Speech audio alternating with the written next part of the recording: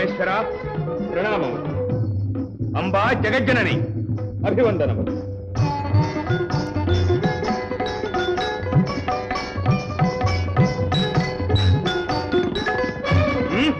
ఏమి ఇది తన్మయత్వమా లేక తృణీకారమా?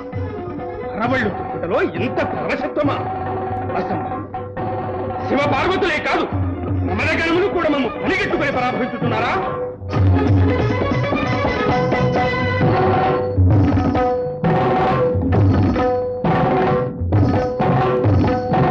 సరే, నాగభూషణ, లయకారకుడు ఉన్న భయము మాకు లేదు.